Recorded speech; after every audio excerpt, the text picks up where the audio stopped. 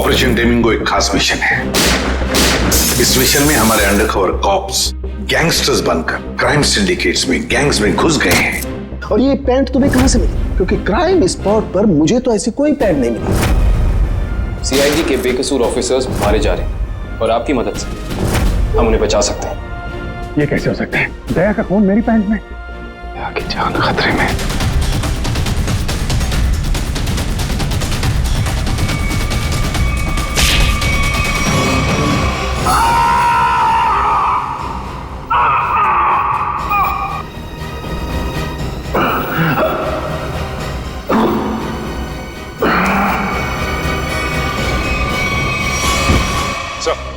शहर में जितने भी चेक नाके हर जगह पता किया, ना ही एसीपी सर का पता लगा और ना ही दया सर का।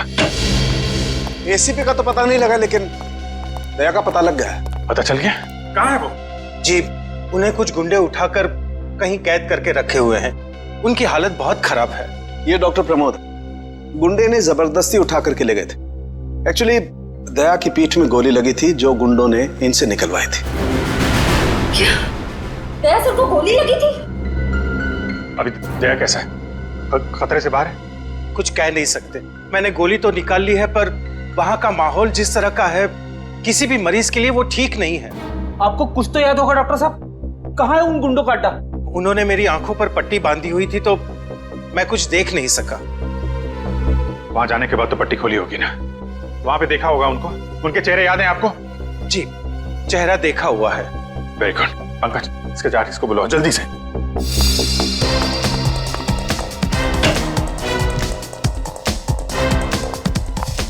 अभिजीत, वो मैं तुमसे आए।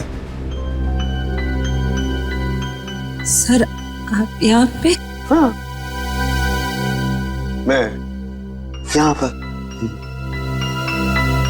अच्छा तारिका, पेट पर जो ब्लड लगा था उसकी डीएनए रिपोर्ट आ गई? हाँ हाँ। तो वही बताने आई होगी ना तुम अभिजीत सर को, या फिर तुमने पहले ही बता दिया होगा? अपने बॉस को, डॉक्टर सालुके को बताना कतई जरूरी नहीं समझा? नहीं, कोई बात नहीं, हो जाता है, चलो कोई बात नहीं। क्या है उस डीएनए रिपोर्ट में? वो ब्लड सैंपल किसका है तारिका?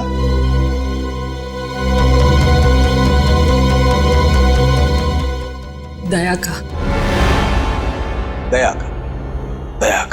अच्छा, वो पेंट जिस पर ये ब्लड था, वो पेंट किसकी?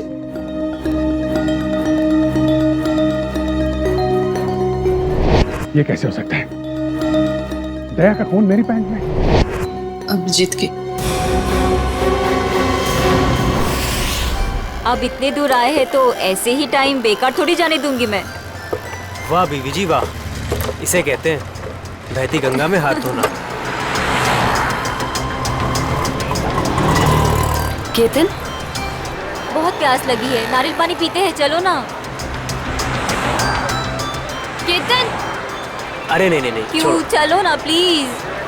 केतन,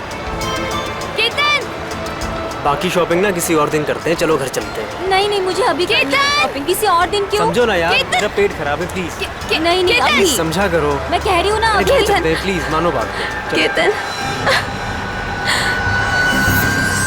कहाँ थे तुम केतन? कौन है ये?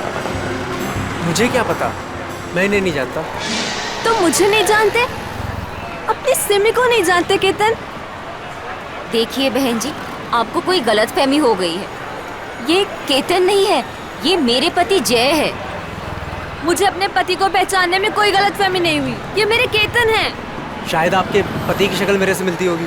मेरा नाम तो जय है, जय धनकिशोर। ये देखिए मेरा ड्राइविंग लाइसेंस। तुम पुलिस वालों के लिए ड्राइविंग लाइसेंस झूठे बनाना बहुत आसान है, मैं सब जानती हूँ। पर तुम ऐसा क्यों कर रहे हो? पुलिस?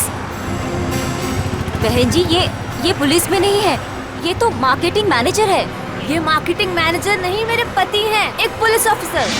6 साल पहले केस की ड्यूटी के लिए गए थे और आज तक वापस नहीं लौटे। 6 साल पहले? हाँ। आपकी शादी कब हुई? 5 साल पहले। तुम मुझ पे शक कर रही हो, और वो भी इस अजनबी औरत के कहने पे। चलो। केतन रुको, केतन।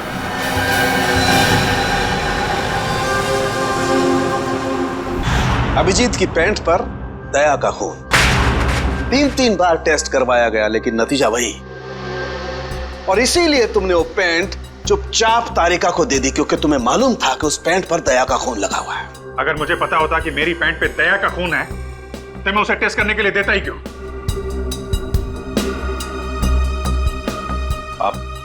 आप लोगों को कहीं ये तो नहीं लग रहा है कि दया की हालत का जिम्मेदार मैं हूं? चलो ठीक है, मान लिया। अगर तुम जिम्मेदार नहीं हो तो चोरी छुपे वो पैंट तारिका को देने का क्या मतलब? वो पैंट तुम डायरेक्ट मुझे भी दे सकते थे। दे सकता था सर, लेकिन आपकी आंखों पे मेरी खिलाफत का चश्मा चढ़ा रहता है। मुझे नीचा दिखाने का कोई मौका नहीं छोड़ते हैं आप, इसलिए आपको वो पैंट नहीं दी थी मैंने। और इसीलिए सीनियर इंस्पेक्टर अभिजीत, आपने ये भी नहीं बताया कि जिस वक्त दया जख्मी हुआ आप खुद वहां पर मौजूद थे।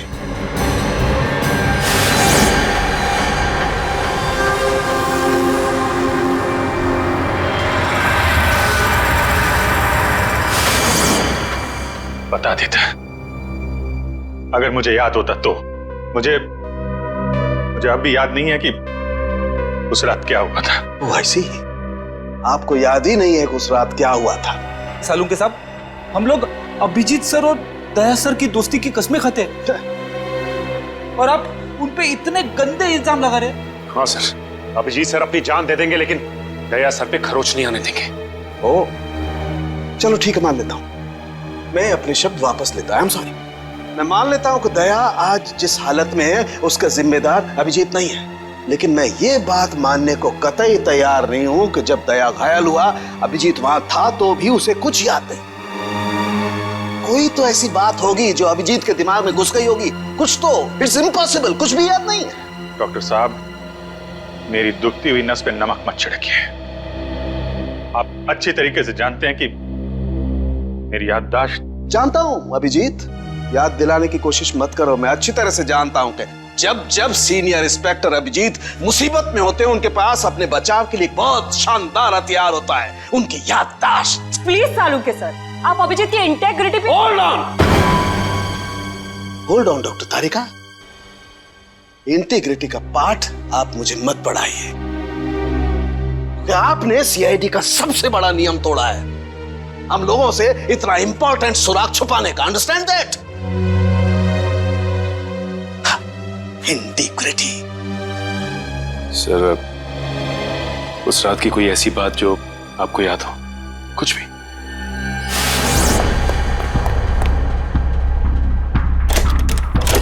मैं तेजा के पीछे भाग रहा था,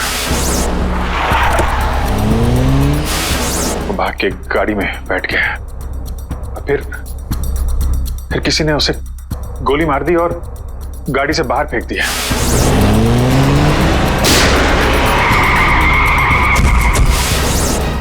जब मैं भाग के तेजा की लाश के पास पहुंचा तो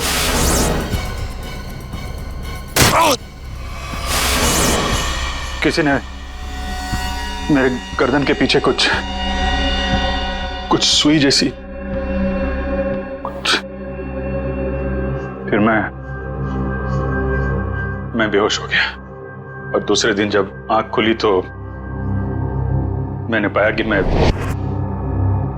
एक सड़क के ऊपर गिरा पड़ा। इस बीच क्या हुआ मुझे कुछ याद नहीं, मुझे कुछ याद। ठीक है, कोई बात नहीं।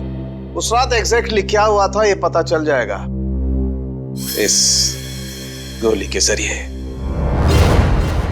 वो गोली है जो दया की पीठ में से निकाली थी डॉक्टर प्रमोद ने, और इस गोली की बैलिस्टिक रिपोर्ट से पता चल जाएगा कि दरअसल ये गोली किसकी गन से चली है। Tarika, come with me. Doctor Pramod, एक मिनट। आपको स्केच बनवाने हैं और मुझे आपसे कुछ सवालों का जवाब चाहिए। जी पूछिए। डॉक्टर साहब, आपको उन गुंडों ने कहां से किडनैप किया था? प्रताप नगर से। और फिर आपकी आंखों पे पट्टी बांध दी थी? जी, और उसके बाद गाड़ी में बिठाकर उनके अड्डे तक लेकर गए। अड्डे तक पहुंचने में आपको कितना टाइम लगा होगा, कुछ याद है आपको? 40-45 मिनट। 40-45 मिनट। कितने बजे की बात है ये? रात के तकरीबन 10:30 बजे की। 10:30 बजे रात? उस वक्त तो प्रताप नगर में ज्यादा ट्रैफिक नहीं होता है, सड़कें खाली रहती है। श्रेया, शहर का मैप लेकर आओ और उन सभी जगहों की लिस्ट बनाओ जहां पे प्रताप नगर से 45 मिनट में पहुंचा जा सकता है। श्रेया, क्या बात है? शहर का मैप लेकर आओ जल्दी। सॉरी सर, मेरी तबीयत कुछ ठीक नहीं लग रही। एक्सक्यूज मी।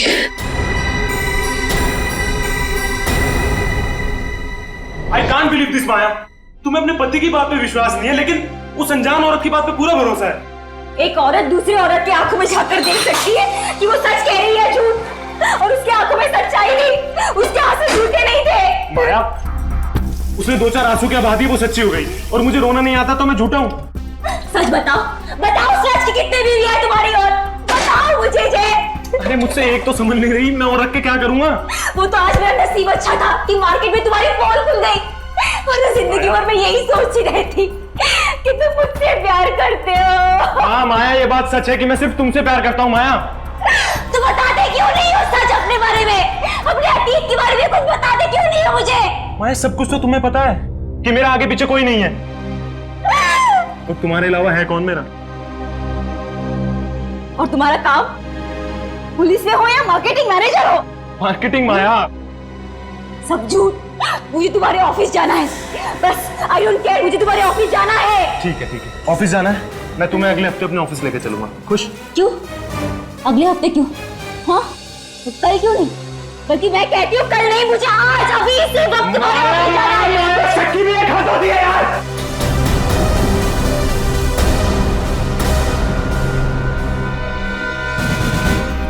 ठीक है मैं, I'm sorry मैं तुम्हें ऑफिस लेके चलूंगा। झूठ बोलने की भी हद होती है जय। उस केतन, अब जब तक मुझे सच्चाई नहीं बताओगे तब तक मुझसे बात करने मत आना तुम। माया, लिसन टू मी माया, सुनो माया, open the door Maya.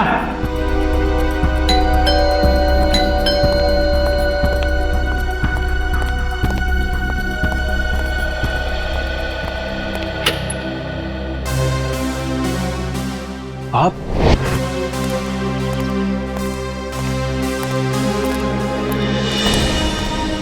Ketan, mission का काम रोक दो और इसी वक्त चले जाओ यहाँ से। नहीं सर, मैं इस मिशन को अपनी जिंदगी के 6 साल दे चुका हूँ। सर प्लीज सर, आप भी इस मिशन को मत रोकिए। सर मैं इसे पूरा करने के बहुत करीब हूँ। तुम समझते क्यों नहीं हो केतन? तुम्हारी जान को कितना बड़ा खतरा है पता है तुम्हें? और फिर मैं अपने और ऑफिसर्स की जिंदगी को कुर्बान नहीं कर सकता। 4 बजे मुझे गुलमोहर बस स्टॉप पे मिलो, एंड दैट्स एन ऑर्डर, समझे? Sir please sir please. Sir कुल मिला के 4 ऐसे इलाके हैं जो प्रताप नगर से 45 मिनट की दूरी पे है। ये है वीके रोड, जहाँ पे कॉल सेंटर्स और ऑफिसेज वगैरह हैं। ये तो वो जगह नहीं हो सकती। ये पश्चिम में श्याम नगर है सर, यहाँ पे ज्यादातर फ्लैट्स हैं। डॉक्टर साहब, आपको अच्छी तरीके से याद है जहाँ पे आपको ले गए थे वो जगह बंगलो या फ्लैट नहीं थी? जी, खंडर जैसी कोई जगह थी। अब बचता है साउथ और ईस्ट। ये साउथ में चित्रकूट नगर है और ईस्ट में विद्याधर नगर। चित्रकूट नगर में तो बहुत सारी दुकानें वगैरह हैं, और विद्याधर नगर यहाँ पे बहुत सारे स्टूडियोज हैं, फिल्म की शूटिंग होती रहती है। अरे श्रेया, अब कैसी तबीयत है तुम्हारी? मैं ठीक हूँ सर, थैंक यू। श्रेया, चाहो तो तुम घर चली जाओ और आराम कर लो, तब तक हम लोग ये सब पता लगाते हैं। नहीं सर, जब तक दया सर और एसीपी सर का पता नहीं चल जाता मुझे चैन नहीं मिलेगा। ओके ठीक है, मतलब दया या तो विद्याधर नगर में है या फिर चित्रकूट नगर में है। डॉक्टर साहब, आपको जहां ले गए थे आसपास से कुछ आवाजें आ रही थी, आपने कुछ सुना था वहां पे? हाँ, एक गाना था जो बार बार सुनाई दे रहा था। ये कहिए कि हर आधे घंटे के बाद वही गाना बज रहा था। इसका मतलब आसपास कहीं फिल्म की शूटिंग चल रही थी, मतलब Vidyadhar Nagar. Vidyadhar Nagar, correct. Film studios वहीं पे है। ये पता लगाओ कि विद्याधर नगर में वो कौन सा स्टूडियो है जहां पे इस गाने की शूटिंग हो रही थी। उठ जाग मुसाफिर भोर भई, अब रहन कहाँ जो सोवत है। ओले ओले ओले ओले ओले दया बेटा, उठ जा उठ जा उठ जा उठ जा। सुबह हो गई, स्कूल जाने का टाइम हो गया। अच्छे बच्चे नहीं सोते, उठ जा उठ जा उठ जा। कौन हो तुम लोग? सीआईडी के दुश्मन और मुजरिमों के दोस्त। देखो देखो देखो देखो देखो देखो कैसे तड़प रहा है पिंजरे में बंद शेर की तरह।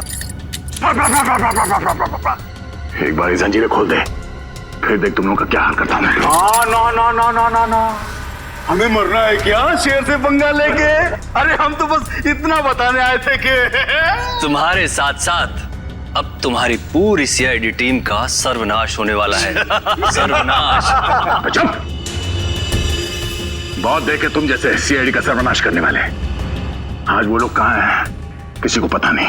तुम हमें इतना मूर्ख और कमजोर मत समझो, क्योंकि हमारा बॉस इतना चालाक है कि सीआईडी के पूर्वज भी उस तक पहुंच नहीं पाएंगे। एक बात सुन, अपने बॉस से कह दे कि उल्टी गिनती अब शुरू कर दे। वो नहीं बचेगा, नहीं बचेगा वो। क्या बात है यार, तुम सीआईडी वालों की यही अदा हमें बहुत पसंद है। मौत के मुंह में बैठ के भी डायलॉग मारना नहीं छोड़ते। दया, तुमसे मिलकर बहुत अच्छा लगा। अलविदा।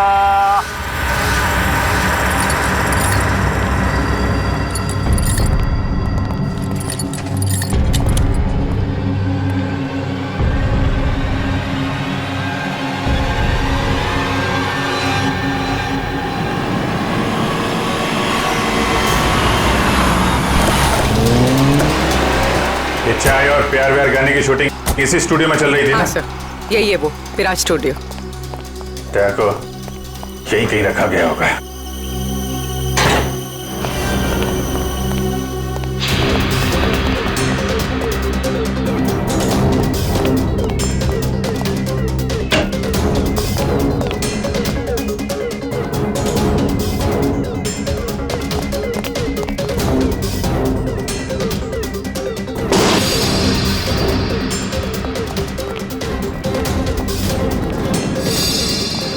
इतना सारा खून? मतलब सर, दया सर यहीं पे थे? ये जंजीरें, इन जंजीरों से बांध के रखा गया था मेरे दोस्त को। एक बार ये भेड़िए मिल जाए। सर, ये चाय का ग्लास मिला है। चाय अभी तक गर्म है सर। चाय गर्म है, इसका मतलब वो लोग ज्यादा दूर नहीं गए होंगे।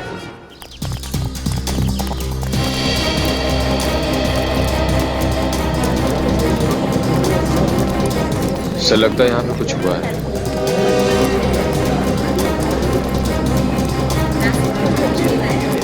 हटिए प्लीज, साइड दीजिए प्लीज, हम लोग सीआईडी से।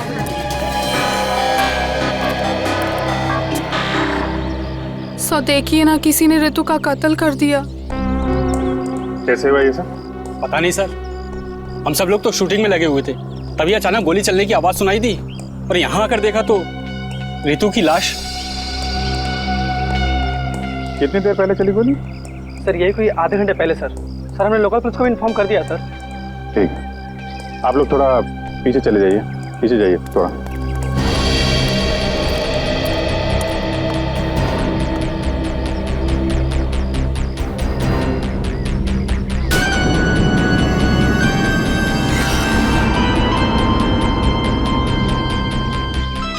एग्जिट गुंडा माथे पे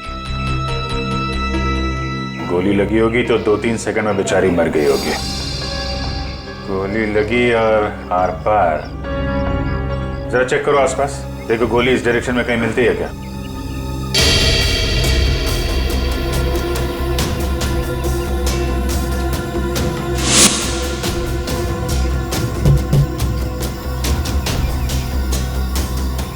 ये बेचारी यहाँ ऐसे बैठी थी, पीछे से किसी ने गोली मारी और ऐसे गिरी, और ये जख्म, ये क्या चक्कर है?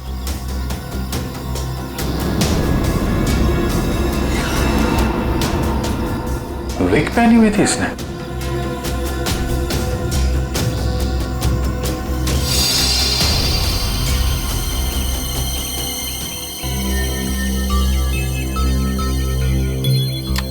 सर, हाँ पूरी, गोली मिल गई। राइफल की गोली लगती है। रख लो इसे। ये विग पहनती थी क्या? जी नहीं सर, वो एक्चुअली मेरी हेयर ड्रेसर थी और मेरे विग्स वगैरह सब कुछ वही संभालती थी। जो विग उसने पहना है ना, वो मेरे नेक्स्ट सीन में यूज होने वाला था। रितु ने आपकी विग पहनी हुई थी? जी सर।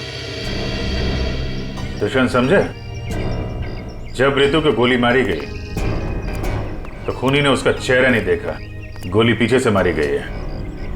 और जब रितु को गोली लगी तब उसने इनका विग पहन रखा था। मतलब गोली पे रितु का नहीं, आपका नाम लिखा था। क्या? जी हाँ, आपकी जान खतरे में है।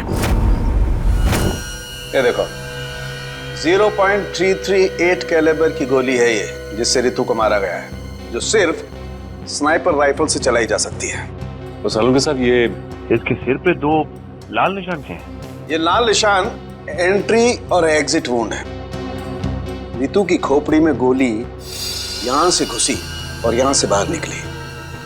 ये एग्जिट वुंड एंट्री वुंड से आधा इंच करीब नीचे है, मतलब गोली ऊपर से नीचे की तरफ आई है। जी हाँ, गोली रितु की खोपड़ी में यहां से घुसी और यहां से बाहर निकलकर सीधे वैनिटी वैन के फुटबोर्ड पे जाके अटक गई। और हमारे कैलकुलेशंस के हिसाब से गोली चली है यहां से, ऐसे। गोली लगभग 2-3 मंजिल की ऊंचाई से चलाई गई है। काफी कुछ पता लगा लिया सर आपने? हाँ, रितु के केस में तो मैंने काफी कुछ पता लगा लिया है। काश मैं ये भी पता लगा पाता कि दया और हमारे बाकी अंडरकवर ऑफिसर्स के साथ क्या हुआ था। मगर अफसोस, जो व्यक्ति ये बात बता सकता है वो बताना ही नहीं चाहता है। क्या मतलब है आपका बताना नहीं चाहता? याद होगा तो बताऊंगा ना। आपको तो बस बहाना चाहिए मेरे पीछे पड़े रहने का। नहीं अभिजीत, सालुके कभी किसी पर बेवजह इल्जाम नहीं लगाया करता है। डॉक्टर साहब प्लीज। आप क्या प्लीज? प्लीज सर, सालुंके साहब प्लीज, क्या आप फिलहाल हम सिर्फ रितु के केस के बारे में बात कर सकते हैं? रितु के केस में मुझे जितना बताना था मैंने बता दिया है। बस अब मुझे इंतजार है किसी ऐसे सुराग का जिससे ये पता लगाया जा सके कि दया के साथ क्या हुआ था। That's it. देखा, इसीलिए मैंने तुमसे कहा था कि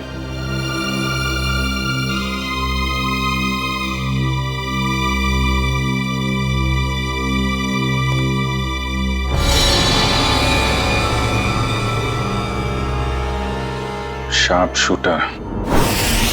साहब मैं आपको बोल रहा हूँ ना, पिछले 1 हफ्ते से यहाँ कोई शूटिंग नहीं हुई, तो यहाँ किसी का आने का सवाल ही नहीं उठता। मतलब पिछले 1 हफ्ते से तुम्हारे अलावा स्टूडियो में कोई नहीं आया?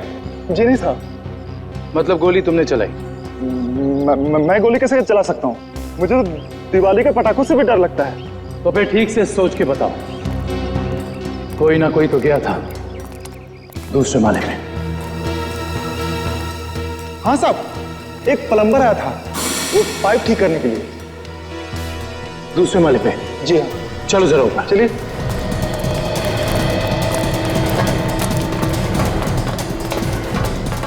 किस तरफ? ये साइड।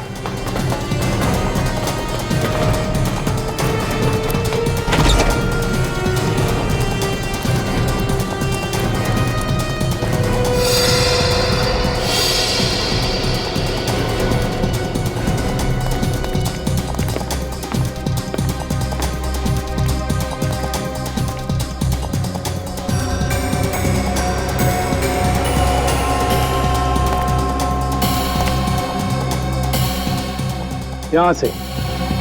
रितु वहां पे थी और शार्प शूटर ने गोली शायद यहां से चलाई होगी।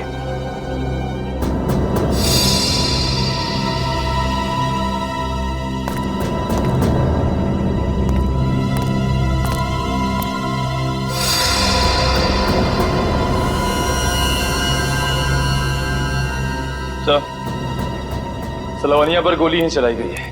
गिरा उस गोली का शेल। तुम साहब इसमें मेरा कोई दोस्त नहीं है साहब। प्लीज मेरी शिकायत मत करना साहब, नहीं तो मेरी नौकरी चली जाएगी साहब, प्लीज। फिक्र मत करो। अच्छा ये बताओ कि उस प्लम्बर का चेहरा देखा था तुमने? स्केच बनवा सकते हो? साहब वो क्या है ना कि मुझे बिना चश्मा के ठीक से दिखाई नहीं देता, और वो जिस वक्त आया उस समय मेरा चश्मा कहीं खो गया था और मैं इसी चश्मे को ही ढूंढ रहा था। इस लावण्य का कोई ना कोई दुश्मन तो जरूर है, वरना कोई उसे मारने की कोशिश क्यों करता? इस लावण्य की कुंडली निकाली है सर। इसकी किसी से कोई भी दुश्मनी नहीं थी। हाँ सर, उसकी फिल्में फ्लॉप हो रही थी, तो ऐसा भी नहीं था कि किसी दूसरी हीरोइन ने ईर्ष्या से या जलन से उसे मरवाने की कोशिश की हो। लावण्य ज्यादा अमीर भी नहीं थी, तो पैसों के लिए भी हमला होगा ऐसा लगता नहीं है। सर हो सकता है वाकई में ये गोली ऋतु के लिए चली हो, लावण्य के लिए नहीं। ऋतु के बारे में तुम लोगों ने इंफॉर्मेशन निकाली है ना? हाँ सर, ऋतु की भी किसी से कोई दुश्मनी नहीं थी। कोई ना कोई तो ऐसी बात है जो हमारी निगाह से छुपी हुई है। लावण्य के बारे में जितने भी आर्टिकल्स वगैरह है ना, इनमें कोई ना कोई ऐसी बात हमें मिलेगी जो उस जानलेवा हमले से जुड़ी हुई है। सर ये 3 दिन पुराना पेपर है। इसमें न्यूज है कि लावण्य का सामान चोरी हुआ था ब्लू ईव रिजॉर्ट से। लावण्य के सामान की चोरी ब्लू ईव रिसॉर्ट?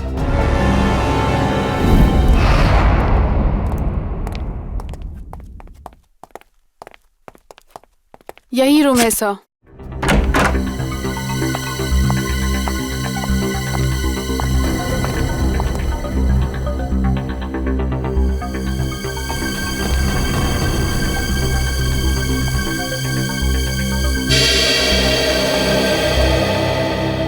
इसी कमरे से आपके सामान की चोरी हुई थी? जी हाँ सर, पर कुछ खास सामान नहीं था, यही कुछ 1,500-2 हजार रुपए और नकली ज्वेलरी। और पुलिस को कोई सुराग नहीं मिला यहाँ से? नहीं सर। पर चोर अंदर आया कहाँ से होगा? खिड़की से, एसी डक्ट से, या फिर सर दरवाजे से आया था। पुलिस के मुताबिक उसने चाबी का इस्तेमाल किया था अंदर आने के लिए। और ये कमरे की चाबी किस किस के पास थी? एक मेरे पास और एक इन लोगों के पास। ओ, मतलब होटल के किसी अंदर वाले का भी काम हो सकता है ये? मैडम आप कैसी बातें कर रही है? 15 साल पुराना होटल है हमारा। हमने पूरी ईमानदारी और मेहनत से इसकी गुडविल बनाई है, और हमारे होटल का कोई आदमी ऐसा नहीं कर सकता। या तो ये काम किसी होटल वाले ने किया है, या फिर किसी बाहर वाले ने चाबी चुरा कर उसकी डुप्लीकेट चाबी बनवा ली है। और इन दोनों ही सिचुएशंस में आपका होटल जिम्मेदार है, समझे आप? रहने भी दीजिए ना सर, कहाँ इन छोटे मोटे सामान के लिए आप इन लोगों को परेशान कर रहे हो? लावण्या जी, हम ये पूरी कार्रवाई आपके सामान के लिए नहीं, बल्कि उस आदमी को पकड़ने के लिए कर रहे हैं जिससे आपकी जान को खतरा है। क्योंकि हमें लगता है इस चोरी का संबंध आपके ऊपर हुए जानलेवा हमले से हो सकता है। इसलिए जरा ठीक से याद करके बताइए, और कोई खास सामान या कोई कीमती चीज जो चोरी हुई थी? हाँ, मेरा तो नहीं, मगर मेरी हेयर ड्रेसर ऋतु का सामान चोरी हुआ था, और उसके बाद वो अचानक से उसका मूड खराब हो गया और वो बहुत रो रही थी। ऐसा क्या सामान चोरी हो गया उसका? एक अजीब सा शोपीस था। शोपीस? हाँ, मुझे भी हैरानी हो रही थी कि एक शोपीस के लिए वो इतने आंसू बहा रही है, और मैंने उसे कहा भी कि मैं एक नया शोपीस ला दूंगी उसके लिए, पर शायद वो शोपीस उसके लिए कीमती था। बहुत महंगा शोपीस था क्या? नहीं, ट्रिपोलिया बाजार में जो चाइनीज सामान की दुकान है ना, वहीं से लिया था। होगा कुछ 700-800 रुपए का। ट्रिपोलिया बाजार में चाइनीज सामान की दुकान?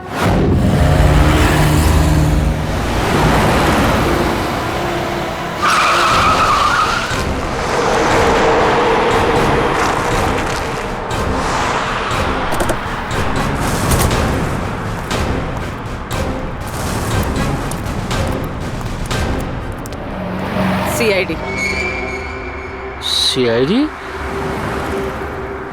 एक खून के सिलसिले में आपसे पूछताछ कर रही हूँ। खून? किसका खून हो गया है? ये ऋतु हैं, फिल्म इंडस्ट्री में हेयर ड्रेसर का काम करती हैं। कुछ याद आया? मैंने तो इसे नहीं देखा कभी। शनिवार को ये आपकी दुकान पे आई थी। इन्होंने एक मूर्ति खरीदी थी। इस जैसी मूर्ति थी।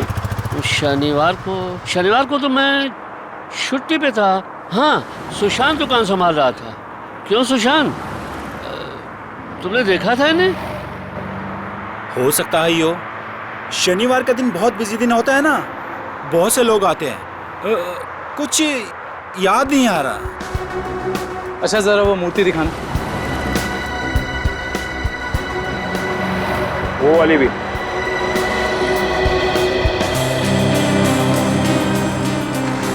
ऐसे और कितने पीसेस हैं आपकी दुकान पे? यही कोई 15-20 पीस होंगे। क्यों सुशांत? जी।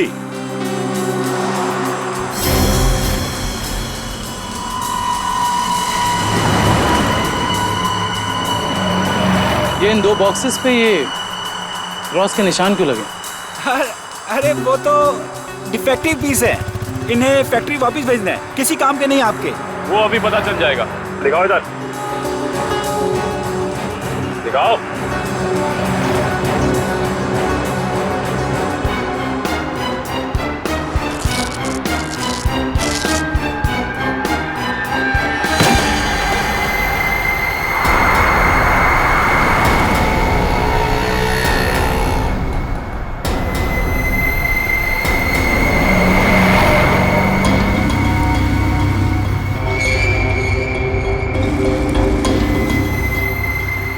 तो ये सब ड्रग्स का चक्कर है?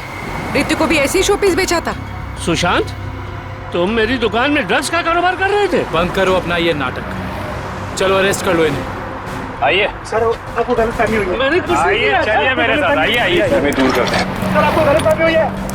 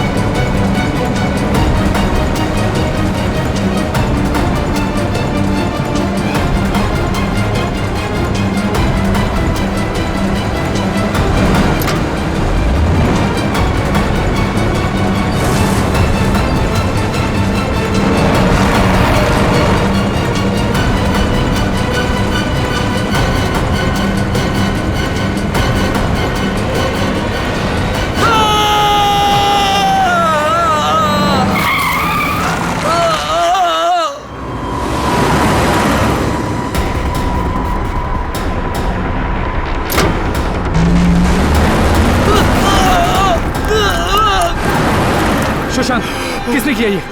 बोलो सुशांत, जवाब दो। हाँ बोलो, बोलो सुशांत, किसने किया ये? सुशांत,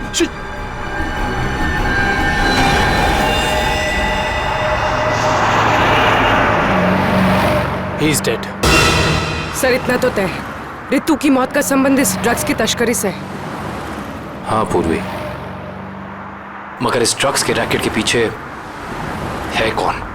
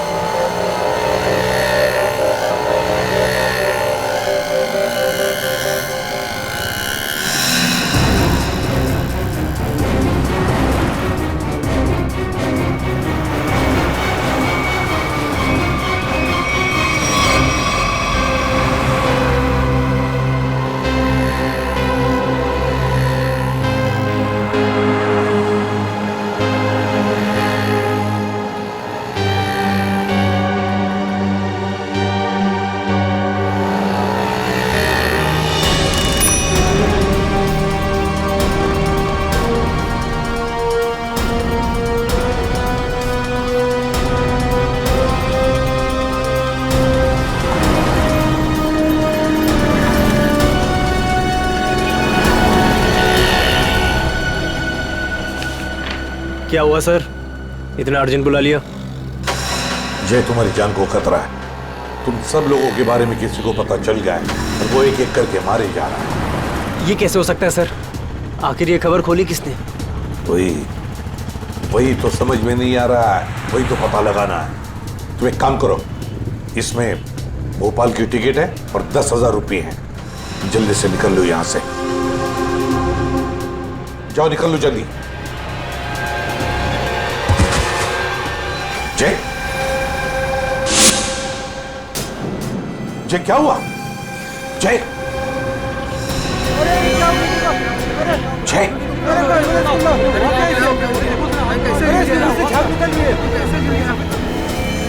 माय गॉड,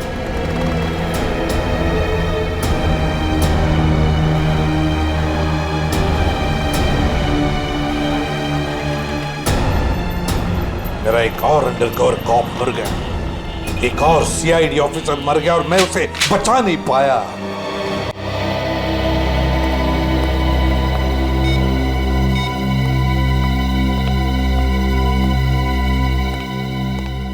सर का फोन क्यों नहीं लग रहा है?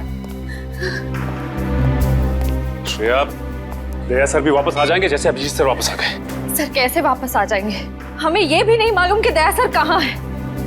सर ना दया सर का पता लग रहा है ना ही एसीपी सर का। श्रेया, वो लोग सीआईडी ऑफिसर्स हैं, हजारों बार ऐसे तूफान से गुजर चुके हैं। जहां भी होंगे बिल्कुल ठीक ठाक होंगे वो लोग। सर आप ऐसा कैसे कह सकते हैं? आपने खून देखा था ना, कितना सारा खून पड़ा हुआ था वहां पे। और वो गोली जो दया सर की बॉडी से निकली हुई थी। हाँ श्रेया, मैंने सब कुछ देखा, लेकिन इसका मतलब ये तो नहीं कि सीआईडी ऑफिसर्स नहीं मरते। सर सर आप ठीक तो है ना सर? सर कल से आपका फोन नहीं लग रहा था। हाँ, मैं किसी जरूरी काम में उलझ गया था। कोई टॉप सीक्रेट काम था जो किसी को भी बता नहीं सकता था, तुम लोगों को भी नहीं। सर वो क्या? सर दया सर का कुछ पता नहीं चल पा रहा है। दया सर का कुछ पता नहीं है मतलब? सर दया सर गायब है। तो गया कहाँ वो? पता नहीं सर, उनका फोन भी नहीं लग रहा है। और सर उन्हें गोली भी लगी है।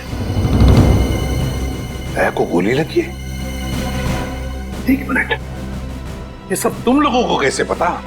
सर अब सालुंके साहब बता रहे थे कि दया सर की बॉडी से एक डॉक्टर ने गोली निकाली और चुपके से लाके उनको दी। दया की बॉडी में से गोली निकालकर उसने सालुंके को भेज दी गोली। अभिजीत कहाँ है? सर अभिजीत सर भी गायब थे, अभी 3 घंटे ही पहले वापस आए। और तो और सर, अभिजीत सर की पैंट पे दया सर का खून लगा हुआ था। अभिजीत गायब था, 3 घंटे पहले वापस आया और उसके पैंट के ऊपर दया का खून। और उन्हें कुछ याद नहीं है सर। और उन्हें कुछ याद नहीं। फिर वही बात, ये अभिजीत जब भी कभी मुसीबत में पड़ता है इसकी याददाश्त चली जाती है। ये हो क्या रहा है सीआईडी में? हमारे 3 अंडरकवर ऑफिसर्स मारे गए, उनके बारे में मेरे अलावा और किसी को भी कुछ भी पता नहीं था, फिर भी उनके नाम भी पता चल गए बाहर। कैसे? सर अगर ये बात सिर्फ आपको पता थी तो फिर? वही तो मैं कह रहा हूं सचिन, वही समझ में नहीं आ रहा है। ये सब हुआ कैसे हो रहा है ये? इसका एक ही मतलब है सचिन, हमारे बीच में कोई तो है जो हमसे गद्दारी कर रहा है, कोई गद्दार है। और सर एक बात और, एक हेयर ड्रेसर का खून हो गया सर। Hairdresser? हाँ सर, शूटिंग के दौरान उसका खून हुआ। सर लगता है ये खून ड्रग्स की वजह से हुआ है। और सर छानबीन के दौरान एक आदमी तक पहुंचे भी, लेकिन बाद में वो भी मारा गया। और सर उसकी जेब से हमें ये कागज मिला है सर, इसके ऊपर कुछ नंबर्स लिखे हुए हैं। 185637245 18356722345। सचिन, ये कोई सेल फोन नंबर या फिर टेलीफोन नंबर्स भी नहीं हो सकते। ये नंबर्स कुछ और ही है, ये नंबर्स कुछ और ही है। क्या नंबर्स हो सकते हैं ये? आसान। अरे ये लोग तो तुम्हारे साथ हैं। तुम्हारे ऑफिसर तो तुम्हें ढूंढ ढूंढ के परेशान हो रहे हैं। मैं कहां गया था उनको पता है। अब तू बता, ऐसी कौन सी बात है जो तू मुझे फोन पर नहीं बता सकता था? प्रद्युमन, ये बात हम दोनों अकेले में नहीं कर सकते। क्यों? ऐसी क्या बात है जो तू इन सबके सामने नहीं बता सकता? कर सकते हैं, लेकिन डरता हूं कि जिस आदमी को ये लोग अपना हीरो समझते हैं, जिसके जैसा बनने की कोशिश करते हैं, सपने देखते हैं, कहीं वो खुद आज इन लोगों की नजरों में गिर न जाए। घुमा फिरा के बात करना बंद कर साळुंखे और साफ साफ बता, और सबके सामने बता। ठीक है, साफ साफ बोलता हूं और इन सब के सामने बोलता हूं, लेकिन जो मैं बताऊंगा उसे सुन करके ये मत सोचना कि मैं किसी से बदला ले रहा हूं या किसी के साथ दुश्मनी निकाल रहा हूं। क्राइम स्पॉट की बैलिस्टिक रिपोर्ट आ गई है। क्या लिखा है रिपोर्ट में? पहली गोली चली कल्लू पर, अभिजीत की गन से। हमारे अंडरकवर कॉप पर? जी हाँ, और इतना ही नहीं, दूसरी गोली लगी भीखू को, दया की गन से। नहीं, ऐसा नहीं हो सकता। अभिजीत और दया सर भीकू और कल्लू को इस तरह से कुर्सी पे बांध के गोली नहीं चला सकते सर। बेटे, बैलिस्टिक रिपोर्ट कभी झूठ नहीं बोलती है। और सबसे इंपॉर्टेंट रिपोर्ट, वो रिपोर्ट जिसकी वजह से मैं इन लोगों को बाहर जाने के लिए कह रहा था। अभिजीत का फोन है। अभिजीत, कहां हो तुम? अभी इसी वक्त फोरेंसिक लैब में चले आओ। Forensic lab? क्यों सर, क्या हुआ? अभिजीत, तुमने गोली चलाई कल्लू पर। कालू को गोली मैंने? सर, मैं एक बेसहारा पर गोली क्यों चलाऊंगा? अभिजीत, तुम अभी इसी वक्त फोरेंसिक लैब चले आओ, and that's an order. Sir, ये बात सुन के जितना धक्का आपको लगा है उतना मुझे भी लगा है।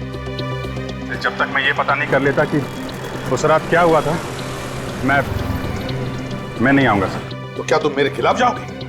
सर, मैं आपके खिलाफ नहीं जा रहा हूं सर, वही कर रहा हूं जो आपने हमेशा सिखाया है, सीआईडी की ड्यूटी सर। अभिजीत, मना कर दिया? आपके ऑनेस्ट, ब्रिलियंट, इंटेलिजेंट ऑफिसर ने आपका ऑर्डर मानने से मना कर दिया एसीपी साहब। मैं जानता था प्रद्युमन, ये अभिजीत एक न एक दिन पूरी सीआईडी टीम के लिए वो मछली साबित होगा जो पूरे के पूरे तालाब को गंदा कर देती। इस अभिजीत की वजह से पूरी की पूरी सीआईडी टीम बदनाम हो रही है। कलंक है ये अभिजीत, सीआईडी टीम पर एक बहुत बड़ा धब्बा है, कलंक। बस कीजिए सर, बस कीजिए। कितना भला बुरा बोलेंगे आप? मैं बस कर दूं? मैं तो बस कर दूंगा तारिका, लेकिन ये रिपोर्ट, इसका क्या करोगी? ये बस नहीं करेगी तारिका, ये बस नहीं करेगी बॉस। जानते हो इस रिपोर्ट में क्या है? क्या है उस रिपोर्ट में? दया पर गोली किसने चलाई? किसने मारी साळुंखे? किसने मारी गोली? प्रद्युमन, दया पर गोली तुम्हारे honest, intelligent, brilliant officer Abhijeet ने चलाई है। क्या? दया अभिजीत की गोली का शिकार हुआ है प्रद्युमन। अभिजीत ने गोली चलाई है दया पर। अभिजीत ने? हाँ, अभिजीत ने दया को गोली मारी।